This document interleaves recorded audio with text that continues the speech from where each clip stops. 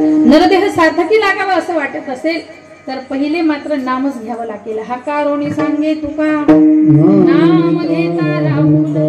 नामाचं अनन्य साधारण महत्व आहे, किती महत्व आहे सांगू।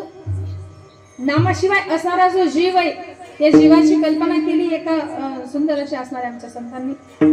ते म्हणतात ज्यानं आजपर्यंत नाम घेतलं नसेल अशा जीवासाठी सांगतो।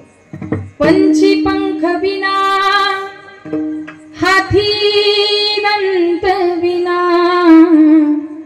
नारी पुरुष बिना जैसे तरुवर फल बिनहीना ऐसे पुरुष हरि नाम बिना।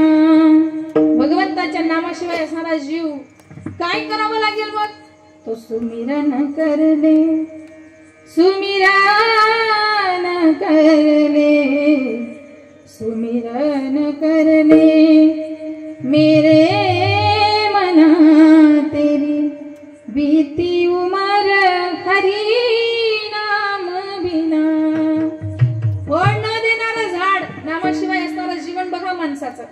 दात नसलेला हत्ती नामाशिवाय असणारं ज्याचं जीवन आहे, ज्यानं नामस्मरण केलेलं नसेल, पुरुष नसलेली स्त्री, त्याच पद्धतीनं पंख नसलेला पक्षी, पंख नसलेल्या पक्षाला काय कुठल्याही पद्धतीचा आनंद घेता येणार नाही। ज्याच्यासाठी आलाय तो स्वच्छंदीपणे आकाशात विहार करणंच नाही। पंखाशिवाय असणाऱ्या पक्षाची कल्पना आपण करूही शकत नाही, चित्र सुद्धा काढू शकत नाही आपण बिना पंखवाल्या पक्षाचं। आणि त्याच पद्धतीनं ज्या व्यक्तीनं आजपर्यंत नाम घेतलेलं नाही किंवा नामस्मरण केलेलं नसेल त्या व्यक्तीचं जीवन असतं। म्हणून करा रे बापांनो साधन हरीचे झणी करणीचे करू नका, जेणे नये जन्म यमाची यातना ऐसी या साधना करा काही। असं कोणतं साधन आहे ज्याच्यानं यमाची असणारी यातनाही चुकू शकते? त्याला